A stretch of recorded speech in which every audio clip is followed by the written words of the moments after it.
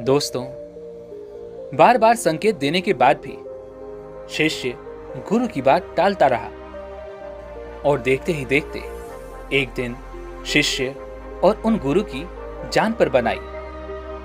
शिष्य ने गुरु से कहा, हे गुरुवर, ये मेरी गलती है और मेरी ही गलती के कारण ये सब हो रहा है। आप मुझे सजा दीजिए और मुझे ये भी समझाइए कि आखिर हम कामों को क्यों टालते हैं। गुरु ने कहा, नहीं, इस बार मैं तुम्हें कुछ नहीं समझाऊंगा, बल्कि इस बार तुम खुद ही अपने मन के भीतर झांको, खुद को जानो और मुझे भी उपदेश दो कि आखिर कोई भी व्यक्ति अपने जीवन के जरूरी काम को क्यों टालता है। यह कहानी है एक गुरु और दो शिष्यों की। गुरु और शिष्य पहाड़ की तलहटियों में एक छोटी सी कुटिया में रहा करते थे।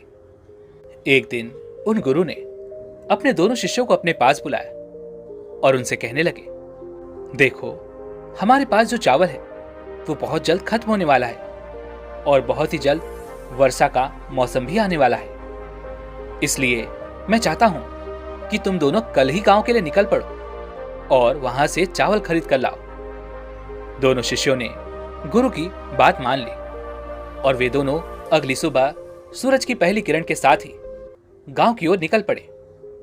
लेकिन केवल कुछ ही समय के बाद वे दोनों शिष्य वापस आश्रम लौट आए। आश्रम आने के बाद उन गुरु ने अपने उन दोनों शिष्यों से कहा, क्या बात है, तुम दोनों इतनी जल्दी कैसे लौट आए? क्या तुमने चावल लाया? इस पर उन दोनों शिष्यों ने ना में सर हिलाते हुए कहा, नहीं। तभी वह गुरुवर उन दोनों शिष्यों से कहते हैं, आखिर तुम दोनों खाली हाथ क्यों लौट आए?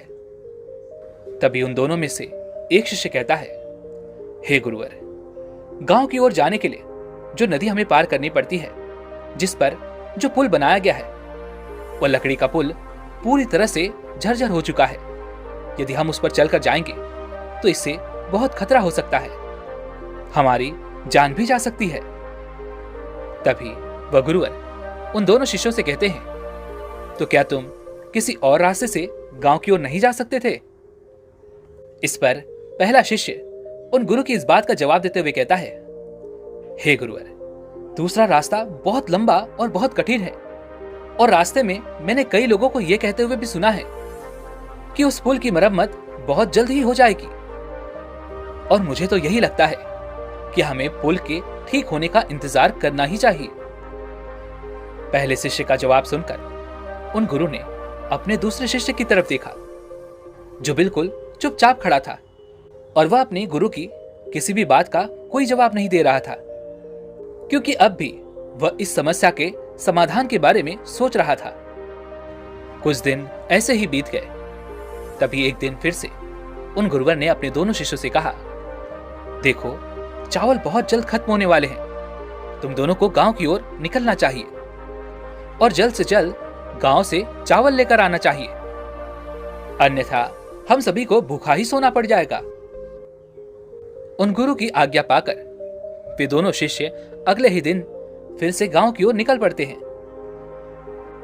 कुछ ही देर बाद पहला शिष्य वापस लौट आया। जब उन गुरु ने उसके वापस आने का कारण पूछा, तब वह शिष्य उन गुरु से कहता है, हे गुरुवर, अभी तक पुल की मरम्मत का काम पूरा नहीं हुआ है और वहां के आसपास के लोग यही कह रहे हैं कि पुल की मरम्मत का काम जल्द ही पूरा हो जाएगा, क्योंकि पुल बनने का कार्य शुरू हो चुका है। इसलिए मुझे लगता है कि हमें और थोड़ा सा इंतजार कर लेना चाहिए। अपने शिष्य के मुख से यह सुनकर वह गुरु उस शिष्य से कहते हैं, तुम्हारा गुरु भाई कहाँ है? वो कहाँ गया? इस पर वह पहला शिष्य जवाब देते हुए कहता है, हे गुरुवर, वह तो लंबे रास्ते की ओर गया है। वह रास्ता बहुत लंबा और कठिन है और सबसे अजीब बात तो यह है कि हमने कभी भी उस रास्ते पर कभी सफर नहीं किया। वो रास्ता हमारे लिए अनजान भी है, जिस कारण उसे कई तरह की परेशानियां भी उठानी पड़ सकती हैं। वह तो बेवजह ही परेशान हो रहा है। बस 2 से 3 दिनों में पुल का काम खत्म हो जाएगा और फिर मैं खुद जाकर गांव से चावल लेकर आ जाऊंगा। पहले शिष्य के मुख से ये सारी बातें सुनकर वह गुरु चुपचाप रहे। उन्होंने उससे कुछ भी ना कहा और देखते ही देखते कुछ दिन और बीत गए। करीब 3 दिनों के बाद आखिरकार वो दिन भी आ गया जब चावल पूरी तरह से खत्म हो चुके थे। तभी उन गुरु ने अपने उस पहले शिष्य से कहा, तुम अभी के अभी जाओ, अन्यथा इस बरसात के मौसम में हमें भूखे पेट ही सोना पड़ेगा। उस शिष्य ने गुरु की बात मानी। वह तुरंत ही गांव की ओर चल पड़ा और कुछ ही देर के बाद वह शिष्य वापस लौट आया। जब उन गुरु ने उस शिष्य से वापस आने का कारण पूछा तो इस पर वह शिष्य उदास स्वरों में उन गुरु से कहता है, हे गुरुवर, मुझे क्षमा करें। पुल तो पूरी तरह से बनकर तैयार था, लेकिन इतनी बारिश के कारण वह पुल फिर से टूट गया। उस नदी में बाढ़ आ चुकी है, चारों तरफ केवल पानी ही पानी है। और सुनने में तो यह भी आ रहा है कि जिस लंबे रास्ते की आप बात कर रहे थे, वह लंबा रास्ता भी पानी के कारण पूरी तरह से बंद हो चुका है। हे गुरुवर, मुझे क्षमा करें, मेरे ही कारण आज आपको भूखा सोना पड़ेगा। उस रात वह शिष्य और गुरुवर दोनों ही भूखे सो गए और उस दिन के करीब 2 दिनों बाद वह दूसरा शिष्य गांव से वापस लौट आया। वह शिष्य अपने साथ चावल के साथ और भी बाकी सामान भी लेकर आया था। यह देख पहला शिष्य तुरंत दौड़ता हुआ उन गुरु के पास गया और उनसे कहने लगा, हे गुरुवर, मुझे क्षमा करें, लेकिन मेरी ही गलती के कारण आपको 2 रातों तक भूखा सोना पड़ा। लेकिन अब ऐसा नहीं होगा। मेरा गुरु भाई आ चुका है और वह अपने साथ चावल और अन्य बाकी सामग्री भी लेकर आया है। यदि वह जल्दी ही न लौटता तो बहुत मुसीबत उठानी पड़ जाती। हे गुरुवर, मुझसे बहुत बड़ी गलती हो गई, मुझे सजा दीजिए, मुझे उपदेश दीजिए।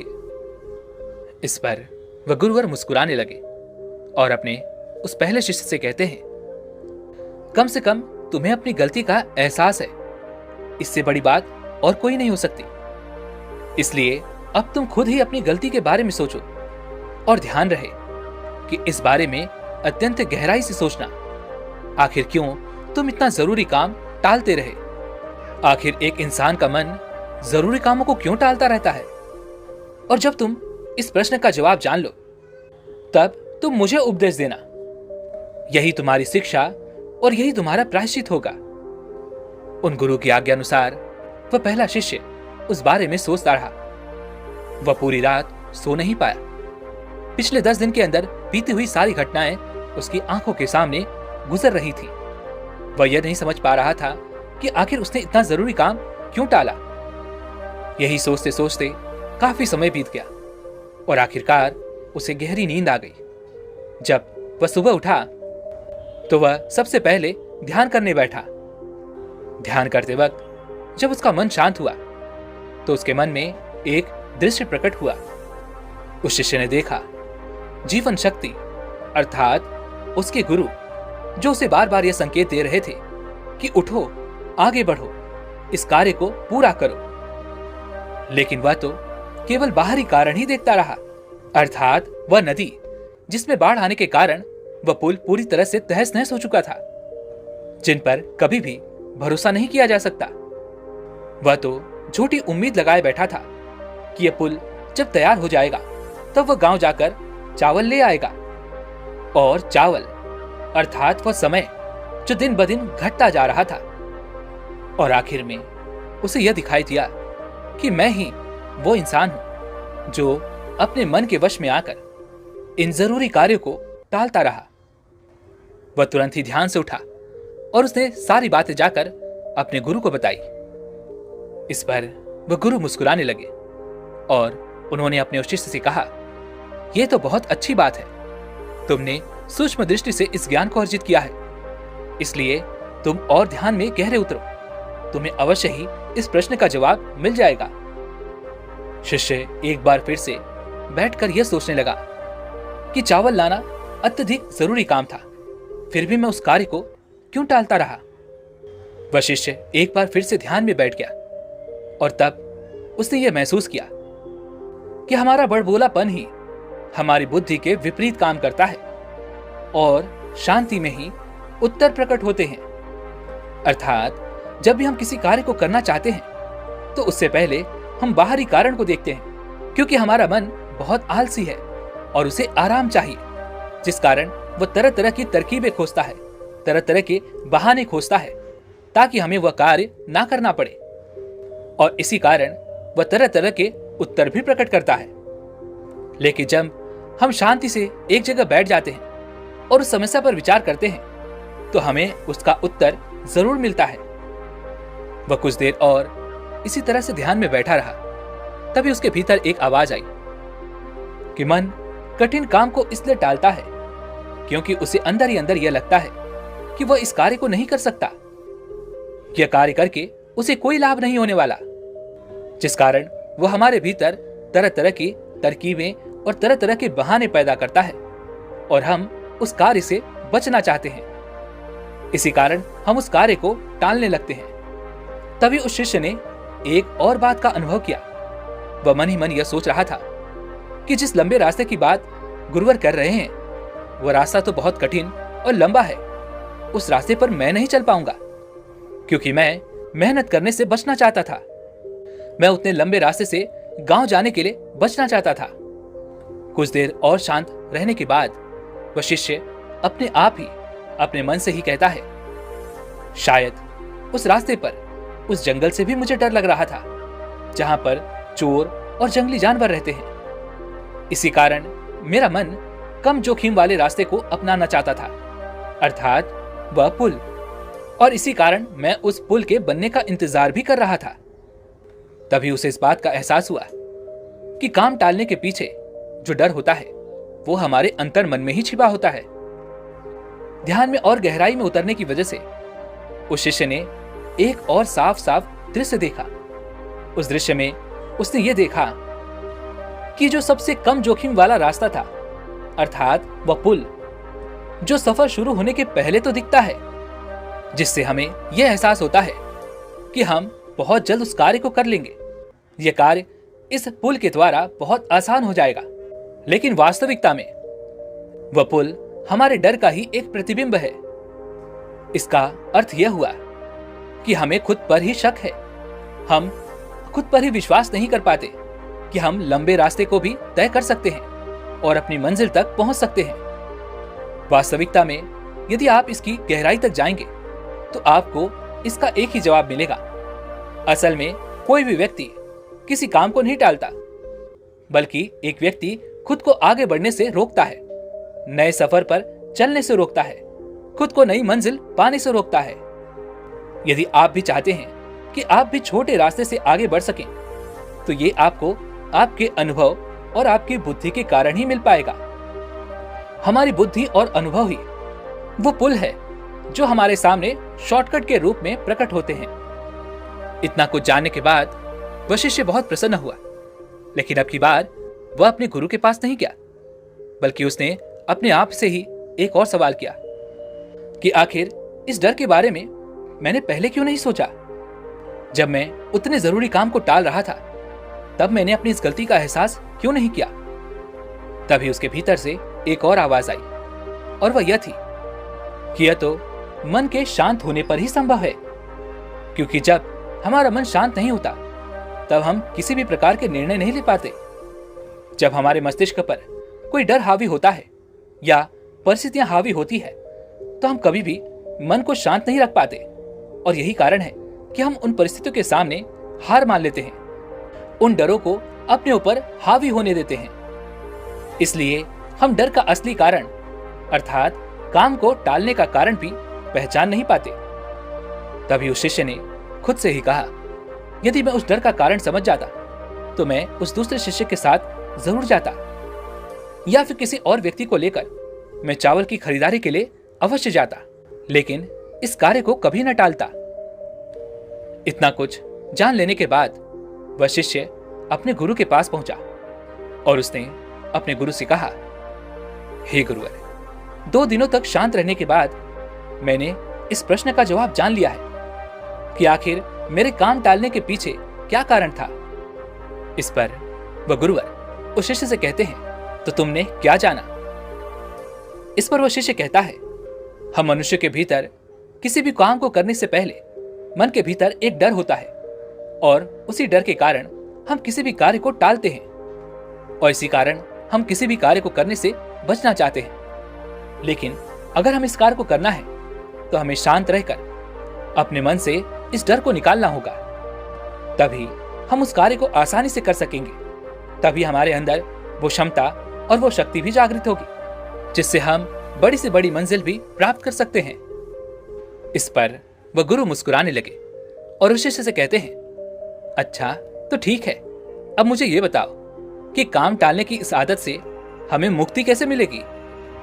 गुरु का यह प्रश्न सुनकर वह शिष्य वहीं पर शांत बैठ गया और कुछ देर शांत रहने के बाद उसने गुरु के इस प्रश्न का जवाब देते हुए कहा, हे गुरुवर, डर का असली कारण अहंकार है और जब तक अहंकार है तब तक एक इंसान सीमित अवस्था में ही सोच सकता है और तब तक इसे किसी न किसी प्रकार का डर बना ही रहेगा और इसी कारण कोई भी व्यक्ति अपने आप को खुद ही आगे बढ़ने से रोकता रहेगा।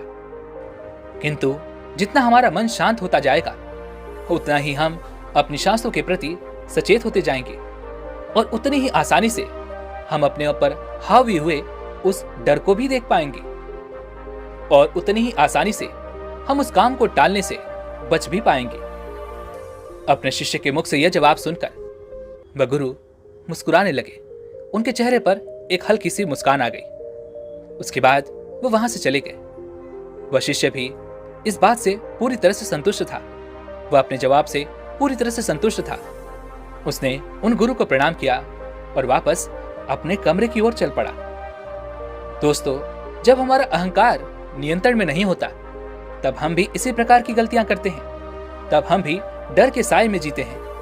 और यदि आप भी इस डर से निकलना चाहते हैं, अपने आप को इस डर से मुक्त करना चाहते हैं और अपने बड़े से बड़े लक्ष्य को प्राप्त करना चाहते हैं, तो आप हमारी ज्यादा सोचने वाले लोग ये वीडियो देख सकते हैं, जिसके अंदर आपको ये समझ में आएगा कि आपका एक निर्णय लेना कितना महत्वपूर्ण होता है, जिससे आपका पूरा जीवन संवर सकता है। आप अत्यधिक सोचने की बीमारी से बच सकते हैं और अपने डर पर काबू पा सकते हैं। इसी के साथ में उम्मीद है कि आपको आज की वीडियो जरूर पसंद आई होगी, तो लाइक और शेयर करने के साथ चैनल को सब्सक्राइब और घंटी बटन को जरूर दबा दीजिएगा। चलिए फिर मिलते हैं ऐसी एक और वीडियो में। तब तक के लिए अपना ख्याल रखें। धन्यवाद।